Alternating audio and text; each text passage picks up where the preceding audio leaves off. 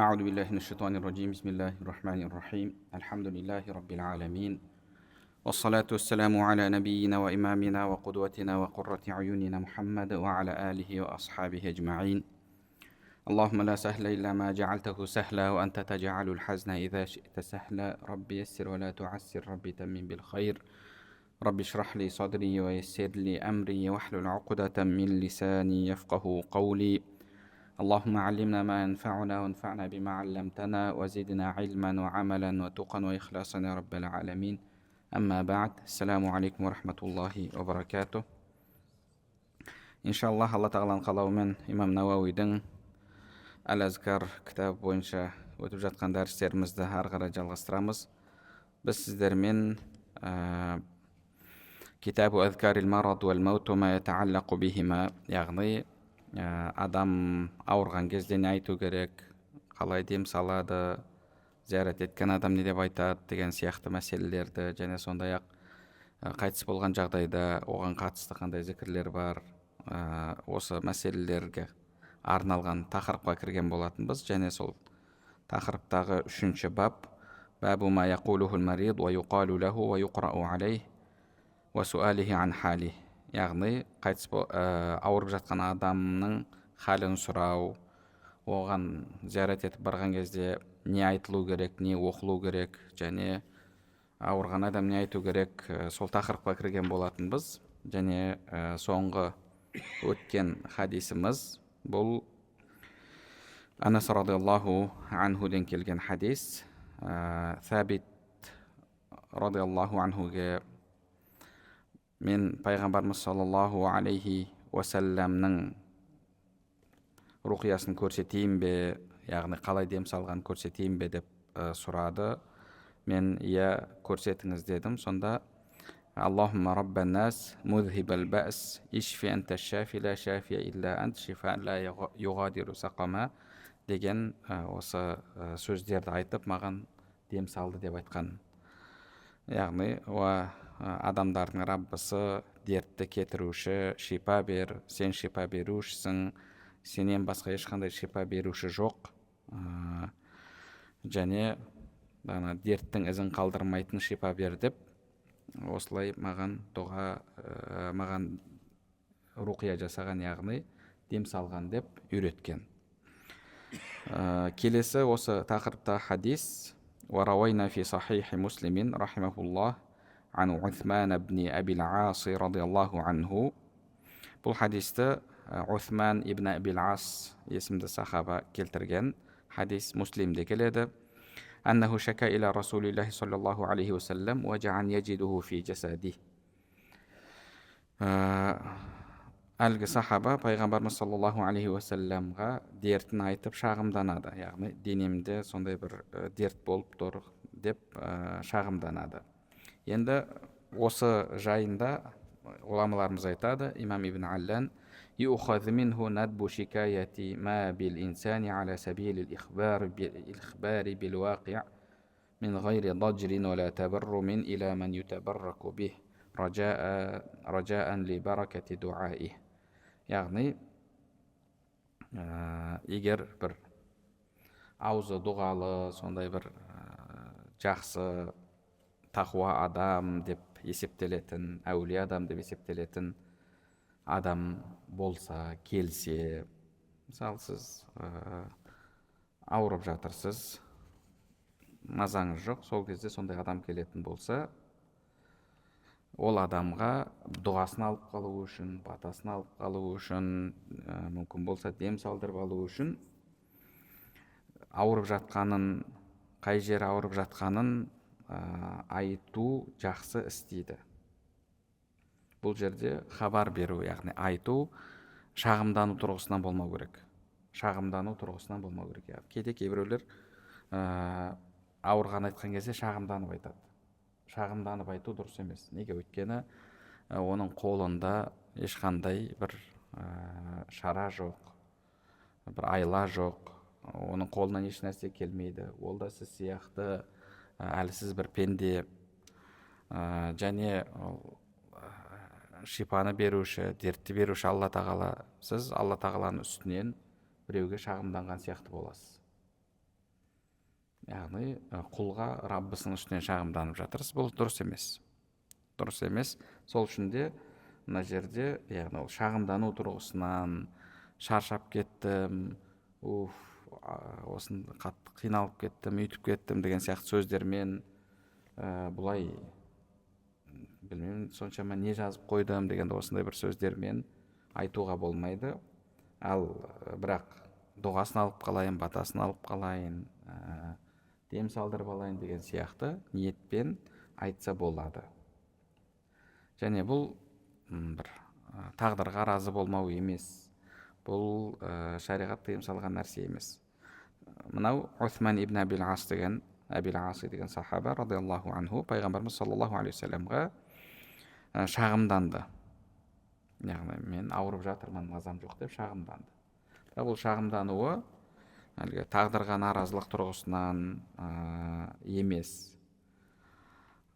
және әлгі Алланың үстінен шағымдану тұрғысынан емес. Фақала лаху Расулуллахи саллаллаху алейхи вассалам, сонда пайғамбарымыз саллаллаху алейхи вассалам оған айтты: «Да ядака алаллази я'ламу мин жасадик ва қул». Қолыңды ауырып тұрған жеріңе қой да, қай жерің ауырып тұр, сол жерге қолыңды қой да, мынаны айт деді. Бисмиллахи саласан, яғни бисмиллах деп 3 рет айт. Ва қул саб'a маррат, және одан кейін 7 мәрте аузу би иззатиллахи ва қудратихи мин шарри ма аджиду ва ухазир деп осы сөзді айт деді. Аузу би иззатиллахи ва қудратихи мин шарри ма аджиду ва ухазир. Яғни Алланың күш құдіретіне сыйынамын, осы ауырып жатқан нәрседен сыйынамын деген мағынаны береді. Осылай 7 рет айт деді. Яғни бисмиллах деп 3 рет айтып, одан кейін 7 мәрте осы дұғаны айтасыз. Және сондай-ақ пайғамбарымыз саллаллаху алейхи уассаламның үйреткен, айтқан сөздерінен келесі хадис: «Варауайна фи сахихи муслимин ан Саад ибн Аби Ваққас радиаллаху анху қал». Бұл хадисті де имам Муслим келтірген. Саад ибн Аби Ваққастан ол кісі айтады: «Адани Расулуллахи саллаллаху алейхи уассалама фақал». Мен науқастанып жатқан кезде, сырқаттанып жатқан кезде пайғамбарымыз саллаллаху алейхи уассалам маған келді, көңілімді сұрап келді дейді. Көңіл сұрап келді, және айтты дейді. Яғни зиярат етіп келді ауырып жатқан адамды. Аллахумма шфи Саадан, Аллахумма шфи Саадан, Аллахумма шфи Саадан деп 3 рет айтты дейді. О Алла, Саадқа шипа бер, Саадқа шипа бер, Саадқа шипа бер деп айтты дейді. Яғни сізде зиярат етіп барған кезде осы сөздерді айтсаңыз, бұл пайғамбарымыз саллаллаху алейхи уассаламның істеген ісі. وروينا في سنن أبي داود والترمذي بالإسناد الصحيح عن ابن عباس رضي الله عنهما. Бұл хадисті имам Абу Дауд және Тирмизилер сахих иснадпен Абдулла ибн Аббастан риуаят еткен. Алла ол кісіге және әкесіне разы болсын. Ани наби саллаллаху алейхи уассалама қал. Алла елшісі саллаллаху алейхи уассалам айтты: «Ман ада маридан лам яхдур аджалух фақала индаху 7 маррат». Кімде кім ауырып жатқан, бірақ ажалы келмеген адамды зиярат еткен кезде, яғни көңілін сұрап барған кезде, сол жерде 7 рет мынаны айтса дейді. 7 рет мынаны айтса. Қайсы сөздер? Ас'алуллахал азим, раббал аршил азим ай яшфияк. Ұлы аршының Раббысы болған ұлы Алладан саған шипа беруін сұраймын деп айтса дейді. Ас'алуллахал азим, раббал аршил азим ай яшфияк. Яғни ұлы аршының Раббысы болған ұлы Алладан саған шипа беруін сұраймын. Егер осылай 7 рет айтатын болса, илля афаху Аллаху субханаху ва та'ала мин заликал марад. Алла тағала әлгі науқастанып қалған адамға шипасын береді. Қала Тирмизи хадисун хасан. Имам Тирмизи бұл хадиске хасан деген баға берген. وقال الحاكم أبو عبد الله في كتابه المستدرك على الصحيحين هذا حديث صحيح على شرط البخاري. Ал имам Хаким болса, өзінің Әл-Мустадрак аля Сахихайн кітабында бұл хадис имам Бухаридің шартына сай сахих болып табылады деп баға берген. Қульту яшфика бифатхи ауали. Имам Науауи айтады, енді бұл араб тілін білетіндерге, яғни яшфика деп айтылады дейді, фатхамен айтылады дейді. Юшфика емес, яшфика деп фатхамен айтылады дейді. وروينا في سنن أبي داود عن عبد الله بن عمرو بن العاص رضي الله عنهما قال бұл хадисте имам Абу Дауд Абдуллах ибн Амр ибн ал-Астан, Алла екеуіне разы болсын, Амр ибн ал-Астың баласы Абдулладан жеткізген. Қал, ол кісі айтады, қал ан-набию саллаллаху алейхи вассалам, Алла елшісі саллаллаху алейхи вассалам айтты: «Иза жаа ар-раджулу яуду маридан». Егер кісі науқастанып қалған кісіні зиярат етіп келген кезде, фалияқул, мына сөзді айтсын дейді: Аллахумма шфи абдак янкау лака адуан ау ямши лака иля салах. Ва Алла тағала, құлыңа шипа бер, ол сенің дұшпандарыңа зиян келтіреді, яғни Алла жолында күреседі, Алланың дұшпандарына, діннің дұшпандарына зиян келтіреді, немесе саған құлшылық етуге намазға барады деп айтсын дейді. Лам юдаифху Абу Дауд. Имам Абу Дауд бұл хадисті дағифке шығармаған деп имам Науауи рахмахуллах айтып жатыр. Қульту янкау бифатхи ауалихи ва хамзи ахирих ва ма'наху ю'лимуху ва юджи'ух. Бағана янкау деген сөздің мағынасын айтып жатыр. Біріншіден ол соңында хамза бар, басы фатхамен басталады дейді. Янкау мағынасы, яғни оған бір жанына бататын нәрсе істейді, ауыртады деген мағынаны береді дейді. Келесі хадис: «Варавайна фи китаби Тирмизи ан Али радиаллаху анху қал».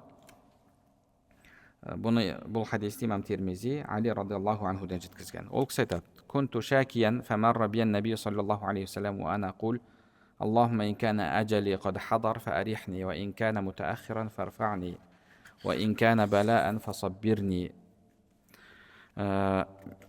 Мен ауырып, мына сөздерді айтып жатқан кезде пайғамбарымыз саллаллаху алейхи вассалам келіп естіді дейді. Ол кісі қандай сөздерді айтып жатыр еді? Алла тағала, егер ажалым келген болса, мені демалдыр, яғни тезірек жанымды ал. Ва ин кана мутаахиран фарфa'ни. Егер ажалым келмеген болса, онда шипа бер, мені көтер, яғни тұрғыз, яғни жазылып кетейін деген мағынада. Ва ин кана балаан фасаббирни. Егер сынақ болса, сабыр бер деп айттым дейді. Фақала Расулуллахи саллаллаху алейхи вассалам. Сонда Алла елшісі саллаллаху алейхи вассалам: «Кейфа қульта», не дедің деп сұрады. Фа'ада алейхима қал. Али радиаллаху анху айтқан сөзін қайталап айтып береді. Фадарабаху бириджлихи ва қал. Пайғамбарымыз саллаллаху алейхи вассалам оның аяғынан ұрып: Аллахумма афихи ау ишфихи шакка шу'ба. Қал фамаштакайту ва жа'i бa'ду. Пайғамбарымыз саллаллаху алейхи вассалам: Алла тағала оған шипаңды бер, дертінен айықтыр деп айтты, яғни дұға етті. Содан кейін жазылып кеттім деп Али радиаллаху анху айтқан. Қала Тирмизи хадисун хасанун сахих. Имам Тирмизи бұл хадиске хасан сахих деп баға берген. Келесі хадис: «Варавайна фи китабай ат-Тирмизи ва ибн Маджа».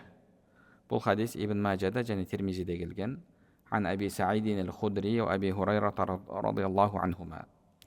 және екі сахаба жеткізген, Абу Саид әл-Худри және Абу Хурайра, Алла ол екеуіне разы болсын. Аннахума шахида аля расулиллахи саллаллаху алейхи вассалам аннаху қал. Ол екеуі пайғамбарымыз саллаллаху алейхи вассаламның мына сөздерін айтқанына куә болған.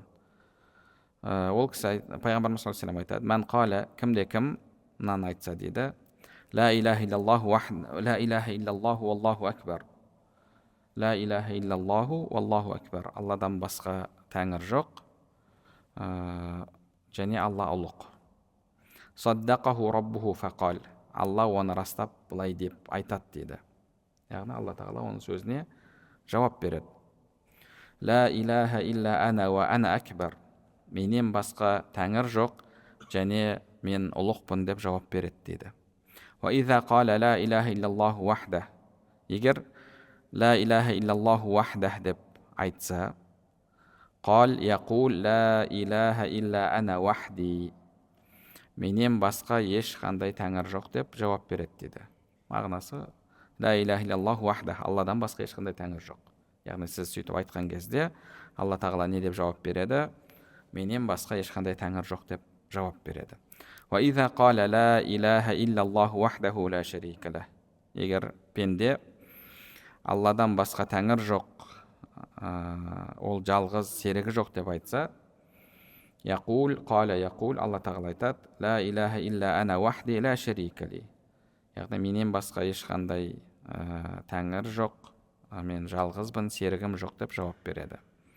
Ва иза қала ла илаха иллаллах лахул мульк ва лахул хамд. Пенде Алладан басқа тәңір жоқ, бүкіл мүлік оған тән, және бүкіл мақтауға ол лайық деп айтса, қал, Алла айтады: ла илаха илля ана лиял хамду ва лиял мульк. Менен басқа ешқандай тәңір жоқ, бүкіл мақтау маған лайық, және бүкіл мүліктің иесімін, бүкіл мүлік меніңкі, мен барлық нәрсенің иесімін деп жауап береді. Ва иза қала ла илаха иллаллах ва ла хаула ва ла қуввата илля биллах. Және сондай-ақ ла илаха иллаллах, Алладан басқа ешқандай тәңір жоқ, ва ла хаула ва ла қуввата илля биллах. Алладан басқа ешқандай күш қуат жоқ деп айтса, қала ла илаха илля ана ва ла хаула ва ла қуввата илля би. Алла тағала оған жауап береді. Яғни менен басқа ешқандай тәңір жоқ, менен басқа ешқандай күш қуат жоқ деп жауап береді. Ва кана яқул, және пайғамбарымыз айтады: ман қалаха фи марадихи сумма мат лам таттамху нар. Кімде кім өлім төсегінде жатып, яғни ауырып жатқан кезде оның ауруы, бұл жерде енді сол өлім алдындағы ауру болатын болса, сөйтіп осы сөздерді айтып қайтыс болатын болса, ол адамға от жақындамайды. Татамху, яғни бұл жерде не деп айтсақ болады, от жалмамайды деген мағынада. Қала Тирмизи хадисун хасан. Имам Тирмизи хасан хадис деп баға берген. Яғни бұл жерде пенденің айтатын сөздері сонда ла илаха иллаллаху валлаху акбар. لا إله إلا الله والله أكبر. لا إله إلا الله وحده. لا إله إلا الله وحده لا شريك له. لا إله إلا الله له الملك وله الحمد. لا إله إلا الله ولا حول ولا قوة إلا بالله. Яғни осы сөздерді айтсаңыз, Алла тағала сізге жауап береді. Және өлім төсегіндегі адам айтса, жәннаттық болады. Келесі хадис: وروينا في صحيح مسلم وكتب الترمذي والنسائي وابن ماجه. Бұл хадисті де имам Муслим келтірген, имам Тирмизи келтірген, имам Насаи, ибн Маджалар. Бил асаниди сахиха. Сахих, яғни сенімді тізбекпен жеткізген, жеткізушілердің барлығы сенімді. Ан Аби Саидин ал-Худри радиаллаху анху. Хадисті Абу Саид ал-Худри сахаба жеткізген. قال عنه أن جبريل أتى النبي صلى الله عليه وسلم فقال. Пайғамбарымызға Жибрил алейхиссалам келіп: يا محمد اشتكيت Мұхаммад, шағымдандың ба, яғни ауырып жатырсың ба деп сұрады. Қала наам, пайғамбарымыз иә деп жауап берді. Қал, сонда Жибрил алейхиссалам айтты: Бисмиллахи арқик, мин кулли шейин ю'зик, мин шарри кулли нафсин ау айнин хасидин, Аллаху яшфик, бисмиллахи арқик деп солай руқия жасады. Руқия жасады деген яғни дем салды. Мағынасы бисмиллахи арқик, мин кулли шейин ю'зик, яғни саған зиян жеткізетін барлық нәрседен Алланың атымен саған дем саламын. Яғни сақтасын, Алла сақтасын деп дем саламын. Кез келген жан иесінің жамандығынан және көре алмаушының көзінен сақтасын, Алла шипасын берсін, Алланың есімімен саған дем саламын деп айтты деді. Жибрил алейхиссалам пайғамбарымызға солай дем салды. Бисмиллахи арқик, мин кулли шейин ю'зик, мин шарри кулли нафсин ау айнин хасидин, Аллаху яшфик, бисмиллахи арқик. Яғни осы сөздерді айтып дем салды. Демек бұны кім үйретті пайғамбарымызға? Жибрил алейхиссалам. Қала Тирмизи хадисун хасанун сахих. Имам Тирмизи бұл хадиске хасан сахих деп баға берген.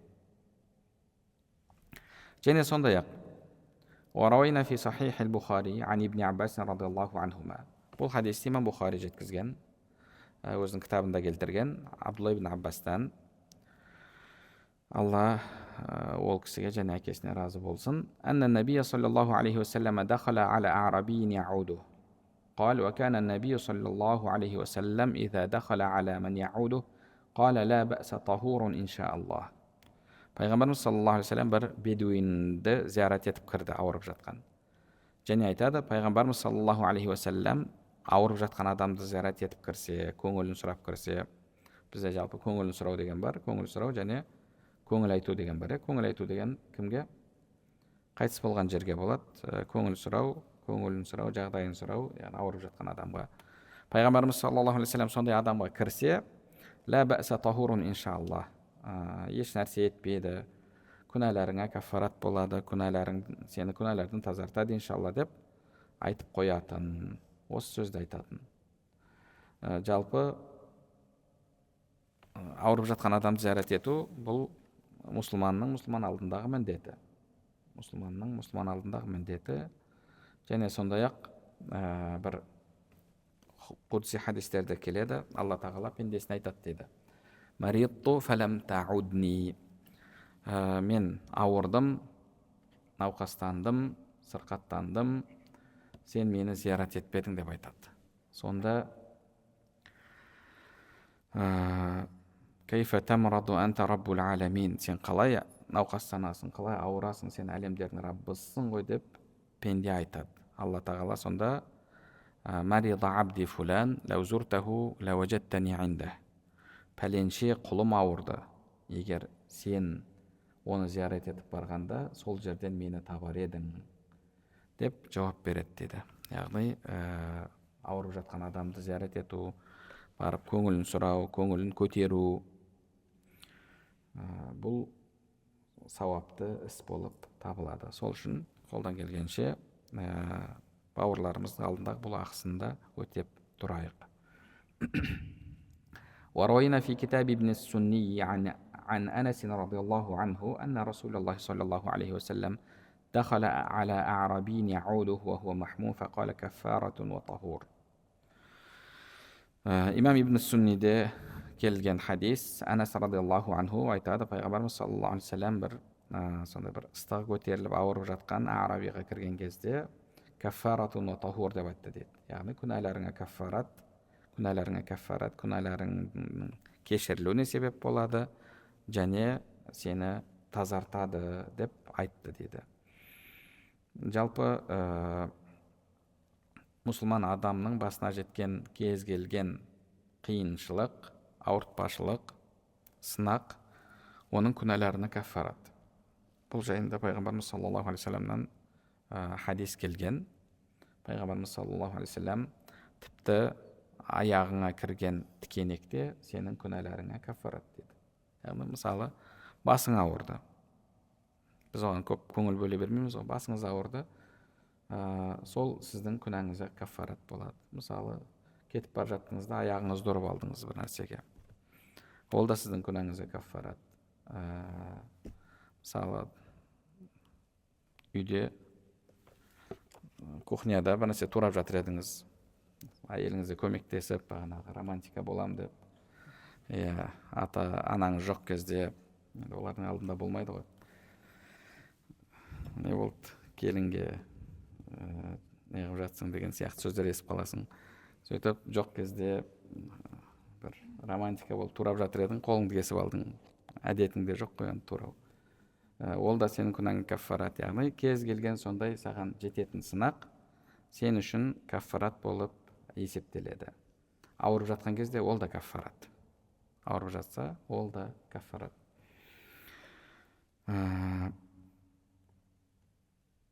Хадис бар еді, осыған қатысты қазір есіме түспей тұр. Жақсы, жарайды.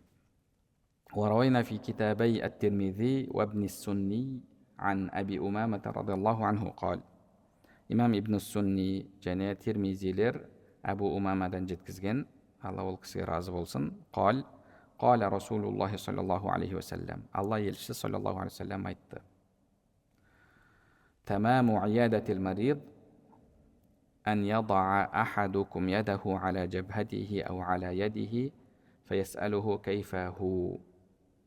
هذا لفظ الترمذي.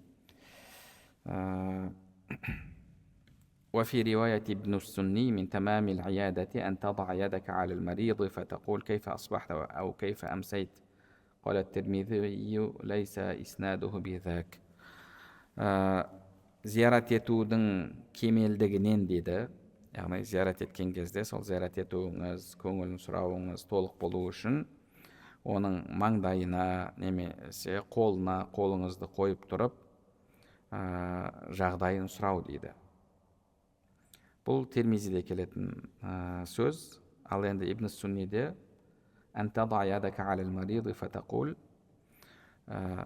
сол науқастанып жатқан адамға қолыңды қойып тұрып, кайфа асбахта ау кайфа амсайт, қалай таң атырдың, қалай түнде қиын болмады ма, немесе кешке келсең қалай күндіз ауыр болмады ма, қиын болмады ма деп жағдайын сұрау дейді. Яғни амандасып, сол кезде қолынан ұстап тұрып, жағдайын сұрау. Бірақ имам Термизи рахимахуллах иснады ондай күшті емес деген баға берген. وروينا في كتاب ابن السني عن سلمان رضي الله عنه قال. Келесі хадис Сальман радиаллаху анхуден жеткен. Имам ибн Сунни кітабында бұны келтірген. عادني رسول الله صلى الله عليه وسلم وأنا مريض فقال.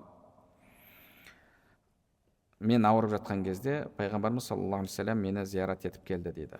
Қарап отырсақ, пайғамбарымыз саллаллаху алейхи вассалам сахабаларын мүмкіндігі болса ауырып қалған кезде зиярат етіп отыратын болған. Енді елдің басшысы солай бола тұра, пайғамбарымыз саллаллаху алейхи вассалам өзі барып жағдайын сұрап отыратын болған.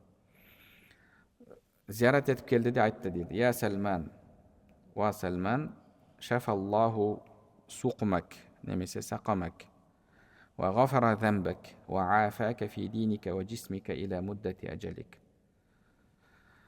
Алла тағала дертіңе шипа берсін, күнәңді кешірсін, және дініңе және денеңе саулық берсін.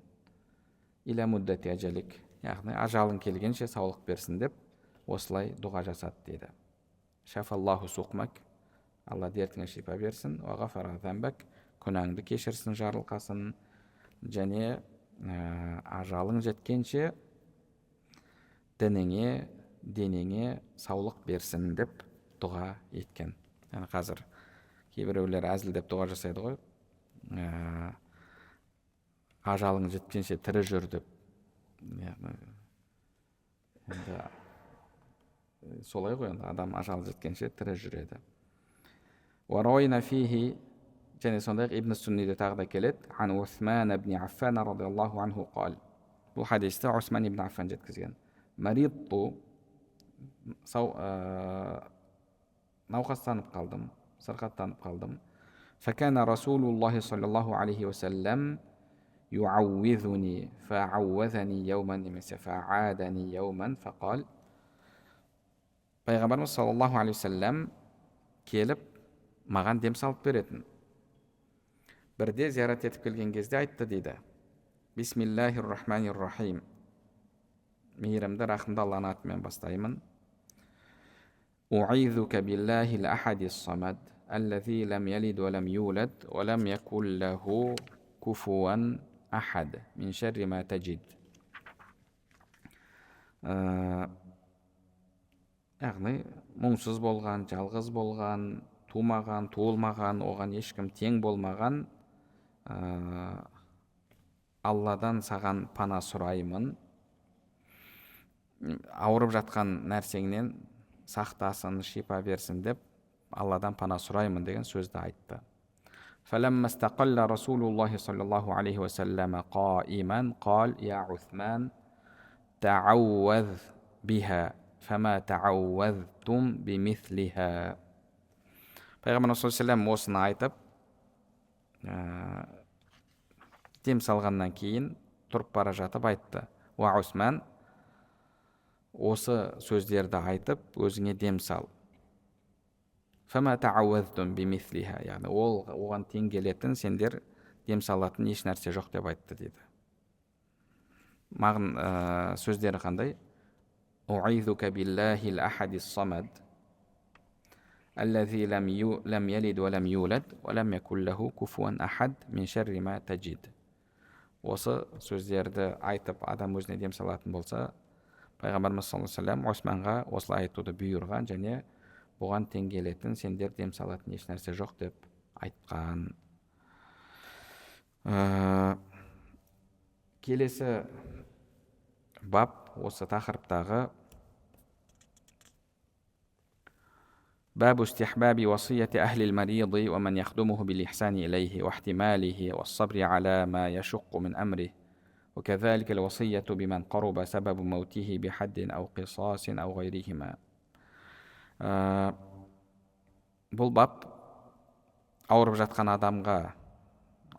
адамның отбасына және сондай-ақ ауырып жатқан адамға, қызмет етіп жатқан адамға өсиет деді. Қандай өсиет?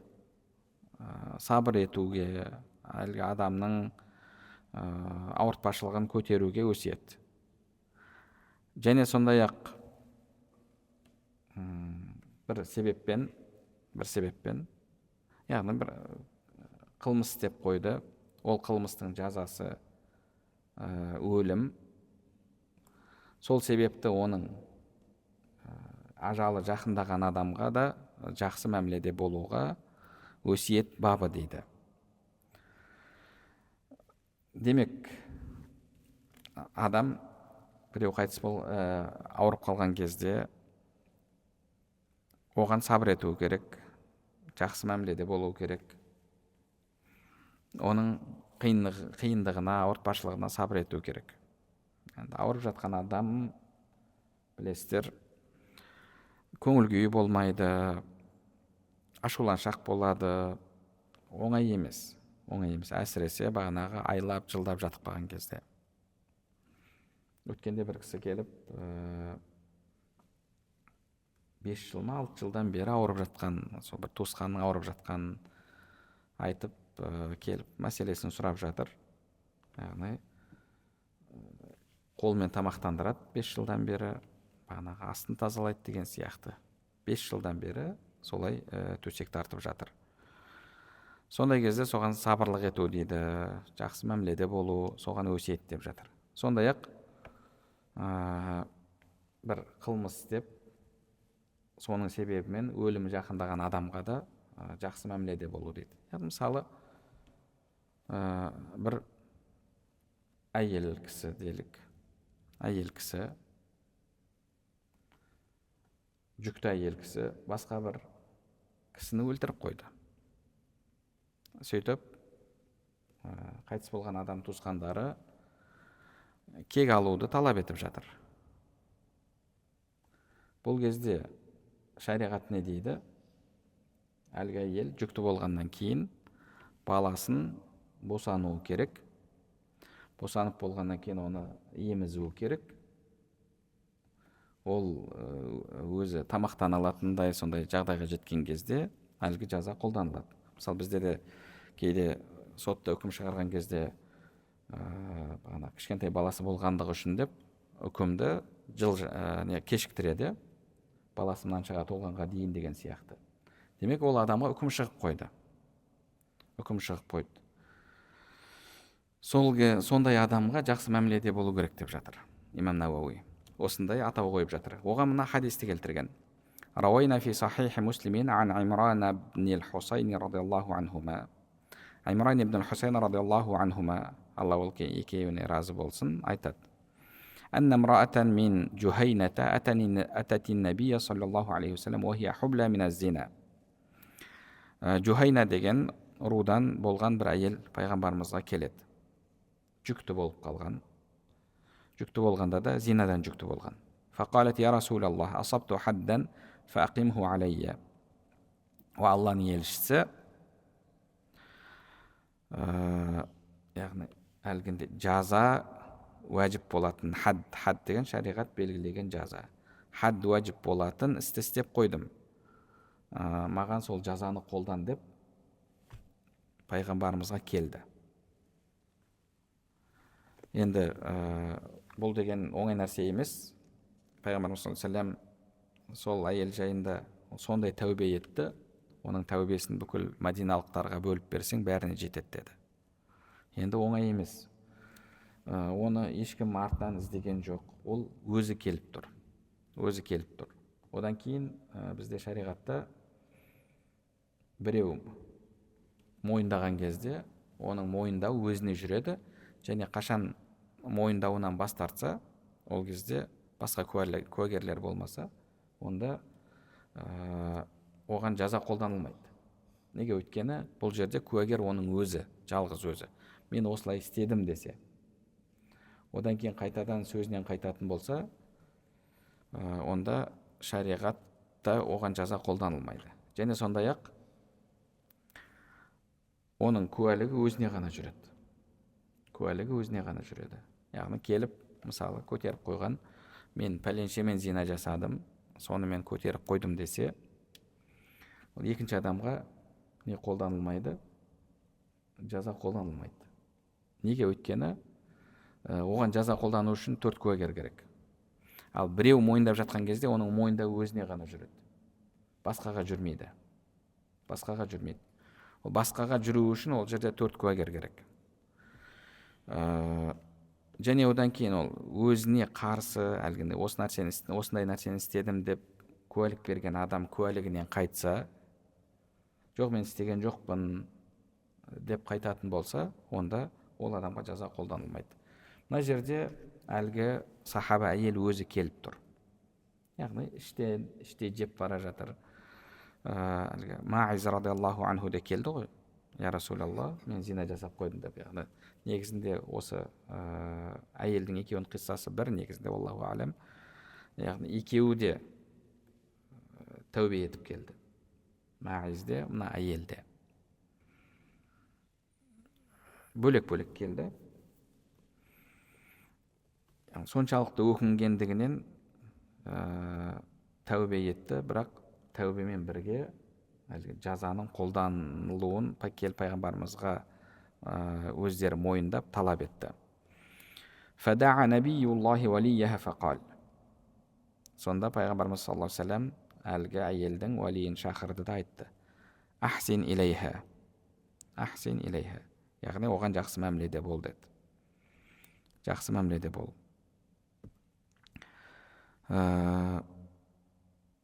Бұған бұлай бұйыруына екі себеп бар деді. Біріншісі, енді зина жасап қойдым деп айтқаннан кейін мойындап тұр. Адамдардың арасында белгілі болды. үйіне барғаннан кейін әкесі оны жек көруі мүмкін, бізге бағанағы атымызға кір келтірдің, отбасымызға кір келтірдің, анау мынау деген сияқты сөздермен жекуі мүмкін, ұрсуы мүмкін, қол көтеруі мүмкін, неше түрлі әрекеттерге баруы мүмкін ғой. Сол себепті пайғамбарымыз саллаллаху алейхи оған уәлиін айтты, онда еш нәрсе істеме, жақсы мәміледе бол деді. Бірінші себебі, яғни олар бір зиян келтіріп қояды деп ойлағандықтан, екінші себебі ол әйел тәубе етті. Соншалықты күшті тәубе етті. Тәубесі енді оңай тәубе емес. Біреу тәубе етіп, Құдай, мен өзімнің арамда деп ешкімге жарияламаса, бұл да тәубе. Ол тәубе етіп тұр, бірақ жаны тыныш таппағаннан кейін пайғамбарымызға келіп тағы қосымша мойындап тұр. Және оның нәтижесін біледі, не болатындығын.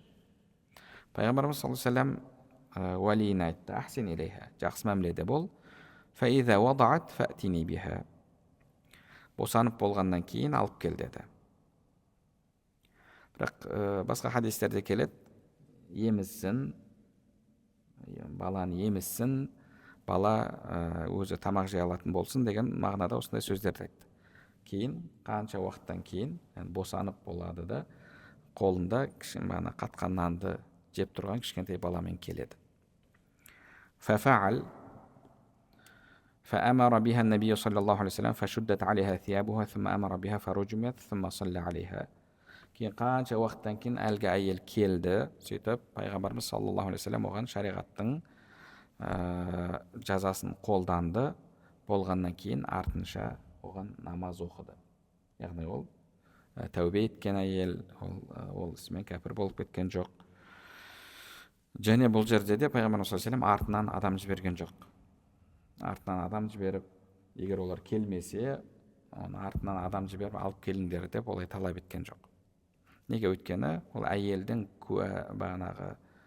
куәлігі өзіне жүреді, және кез келген уақытта қайтамын десе қайта алады.